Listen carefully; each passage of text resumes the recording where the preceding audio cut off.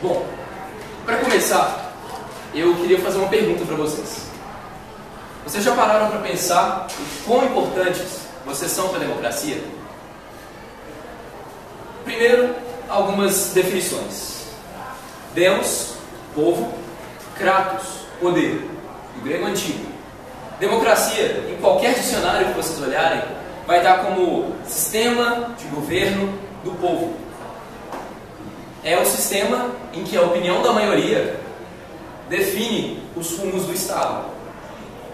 Mas será que isso é isso? Será que é esse modelo tão chatinho, tão tedioso? Aí um dia eu parei para pensar e eu acabei bolando um modelo que eu achei que talvez pudesse ser mais interessante. Imagina a democracia como se fosse essa corrente lindamente desenhada. Bom, cada indivíduo seria um dos elos dessa corrente. Esses elos, é claro, seriam diferentes entre si. Você tem elos pretos, brancos, grandes, pequenos, elos vermelhos, elos azuis. Mas isso, no final, acaba que não faz diferença. São todos elos da corrente.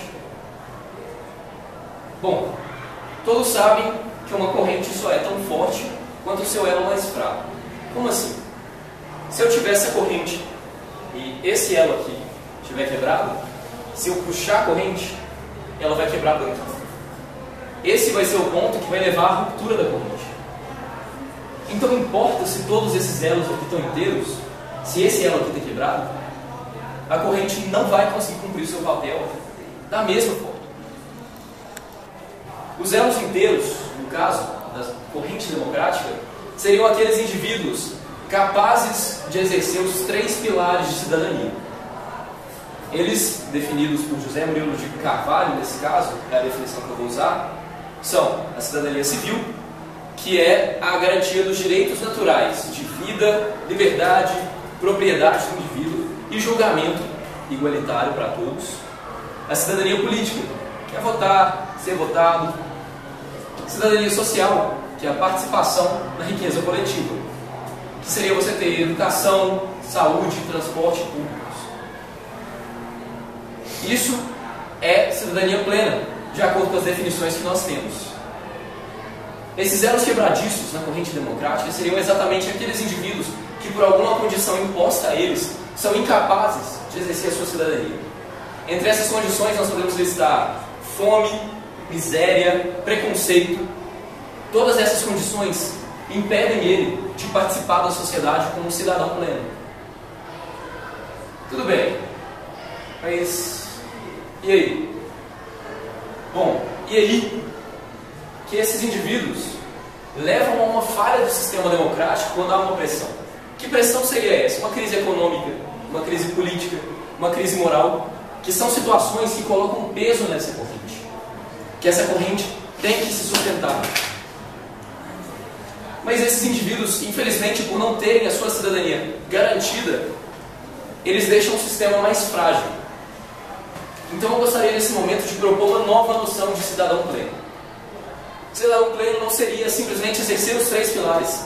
Seria você ser um cidadão civil, político e social que garante a cidadania desses elos, que garante a participação de todos os elos na sua corrente, para você eliminar essa fraqueza. Você reforça os elos que estão quebradiços de forma a manter a sociedade democrática. Porque se você não fizer isso, não importa o que você faz, não importa se você vota estrelas ou tucanos, não importa qual é a sua ideologia, você vai falhar junto com o restante da corrente. Bom, vamos trazer isso um pouco para o caso do Brasil. No caso do Brasil, eu gosto de imaginar o governo brasileiro como uma casa. E é uma casa que constantemente se quebra. O dono da casa não está muito interessado em manter ela em ordem. Ele só quer saber de ficar sentado no sofá, comendo cheetos e assistindo Faustão. A casa do Brasil, imagine que ela tem um problema no encanamento. Nós consertamos o encanamento. Surge um problema no telhado e no gás. Você conserta o telhado e o gás. De repente você já tem 4 problemas. E cada vez que você resolve um deles, outros 2 aparecem. Ah, mas será que isso é porque a casa foi construída mal? Não. Isso é porque a fundação sobre a qual essa casa está construída é uma fundação que vai mal. E essa fundação somos nós. Você é a fundação, você é a fundação, eu sou a fundação. Todos nós somos a fundação dessa casa. Mas essa sustentação que a casa tem, infelizmente, está apodrecida. Por quê? Corrupção. Sei que todo mundo já está cansado de ouvir, mas corrupção sai da gente, tudo bem, mas eu não vou virar santo por isso. Você não precisa virar santo por isso. Tem algumas medidas que você pode fazer que podem tornar o funcionamento de um sistema democrático muito mais tranquilo.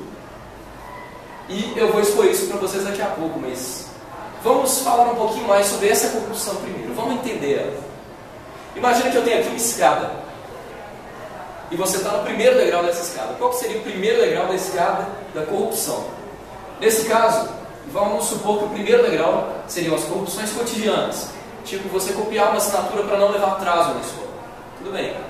Está no primeiro degrau, e desse primeiro degrau você vai jogar uma velhinha. Do primeiro degrau da escada. É ruim, cara, você está jogando uma velhinha. Mas é só o primeiro degrau, não é? Que problema que pode ter? Mas essa é uma escada rolante que sobe. Então, você começa jogando no primeiro degrau. Quando você vê, você já está no segundo degrau jogando a velhinha. Já é mais sério. De repente você está no quinto degrau, que no caso seria falsidade ideológica, por exemplo, e você está jogando velhinhas. Simplesmente porque você ficou parado no mesmo lugar. Porque você está acostumado a fazer aquilo. Mas aí você vai subindo e chega um momento que você chega na corrupção política. Corrupção política seria, por exemplo, o nono degrau dessa escada.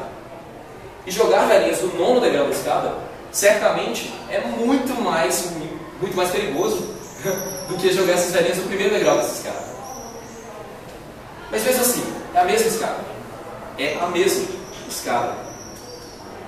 O último degrau dessa escada seria o que eu chamo de corruptores. Eles simplesmente te corrompem. Às vezes esse corruptor é uma vozinha na sua cabeça.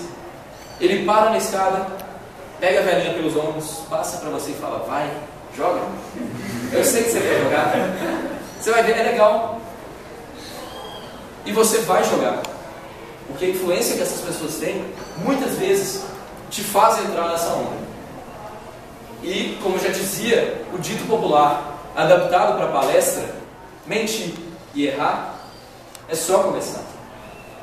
Tudo bem, temos essa escada. Como que a gente resolve? E aí? Bom, pode parecer um pouco difícil quando você escuta, mas simplesmente agindo da maneira certa, no momento certo, sendo exemplos. Ah, mas isso é muito complicado. Não, você não precisa se tornar um Gandhi ou uma Madre Teresa de Calcutá. Você não precisa fazer isso. Às vezes, levar um saco de lixo para o jogo de futebol e catar o lixo que está próximo de você já é ser um exemplo, já é ajudar. Você ajudar um colega que precisa de ajuda na escola já é ser um exemplo. Isso já é ajudar. Ah, mas eu estou com preguiça, eu não tenho tempo. Mas é esse sacrifício que faz valer a pena. Porque para ele pode significar muita coisa. Pode ser uma mudança muito grande. E para você são 20 minutos a menos de League of Legends no computador. Não é uma diferença tão significativa. Tudo bem. Nós temos esses exemplos, mas o jeitinho brasileiro não é coerente com isso. O jeito brasileiro não é esse. O brasileiro é corrupto. Mentira. Mentira. Peguem como exemplo a Copa do Mundo. O que nós fizemos com a nossa Casa Brasil? Os estrangeiros chegaram, nós limpamos a casa, a gente tirou aquele pote de Hellmann's lá da geladeira, não é mais barato, é Hellmann's. O melhor prato, o melhor copo, é peito de peru, não é salame, é peito de peru para o estrangeiro. Nós tratamos eles com muito carinho, com muita atenção, e nós fizemos, durante a Copa, esse ser um país exemplar. Mas aí o estrangeiro vai embora, aí a gente guarda a maionese, pega um copinho de requeijão, enche de água. Nós não usamos o mesmo copo que nós demos para o estrangeiro. Mas por quê? Porque para eles nós damos um tratamento de ouro e para nós mesmos nós deixamos um copinho de requeijão. Por quê? Simplesmente porque o brasileiro não tem consciência de que ele faz isso muitas das vezes. Nós temos no nosso cerne essa vontade de agradar. Isso não é só uma coisa do brasileiro, mas que você pode perceber com muita clareza na sociedade. O jeito brasileiro não é tentar passar os outros para trás. O jeito brasileiro é exatamente isso, é ser acolhedor, é tratar bem. É você ser esse exemplo, mesmo que por um período curto de tempo. Ok, mas eu não gosto de política. Não quero falar sobre isso. Não me interesso por isso. Tudo bem, você não gosta de política, mas você é político. Política não é o Congresso, política não é o Senado, política é você. Não gosto de política, não quero ouvir falar sobre política, não quero discutir isso. Mas você faz política todos os dias. A sua convivência com seus amigos, com seus professores, com você mesmo, é política. E assim como a corrupção tem a sua escada, política também tem uma escada rolante, que só sobe. Você simplesmente se interessando por política, consegue chegar num nível de compreensão muito mais alto do que você esperaria. Você sobe no primeiro degrau dessa escada, você começa a se interessar minimamente por política, só ter uma noção, e de repente, às vezes um dia você percebe que você já está no 10º degrau, participando de manifestações, defendendo os seus interesses, criticando uma legislação proposta pelos membros do Legislativo. Você é um ser político. Basta aprender a usufruir dessa responsabilidade. Como já dizia Charles de Gaulle na França, política é importante demais para ser deixada apenas para os políticos. E vocês são seres políticos e podem aprender a fazer muito bom uso disso. E às vezes a gente ainda escuta aqueles absurdos. Ah, mas eu não gosto de política, mas eu votei nele de protesto. Vamos voltar na casa. Você deixaria alguém entrar na sua casa de protesto? Ah, não vou no NetFest. Vou deixar essa pessoa que eu não conheço, não confio, entrar na minha casa, porque eu estou protestando contra os meus pais. Eu acho que vocês não fariam isso. Então por que você deixaria alguém entrar no seu governo de protesto? Será que faz sentido? Eu acho que não. Bom, esses exemplos que eu falei, essas atitudes exemplares que nós podemos ter, elas certamente não vão mudar o Brasil no nosso tempo de vida, mesmo que sejam postas em prática agora. Mas talvez os nossos filhos e os filhos dos nossos filhos vejam sim um Brasil muito, muito positivo. Ah, mas como que a gente vai fazer a diferença fazendo isso?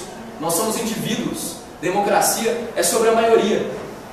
Sim, democracia preza pela maioria. Ah, mas eu sou só uma gota no oceano. Sim, você é só uma gota no oceano. Mas às vezes uma gota é tudo que basta para fazer esse oceano transbordar e finalmente engrenar o nosso país num rumo de ordem e progresso, para que nós possamos progredir com a nossa casa, com a nossa corrente, com as nossas velhinhas e com o nosso exemplo. Eu quero ser esse exemplo. Eu quero ajudar a purificar essa fundação da nossa casa para que nós tenhamos um país plenamente funcional. E eu quero convidar todos vocês a serem esse exemplo comigo, porque é importante e faz a diferença. Então, nesse momento, eu gostaria de finalizar a palestra repetindo a pergunta do início. Vocês já pararam para pensar o quão importantes vocês são na democracia? Obrigado.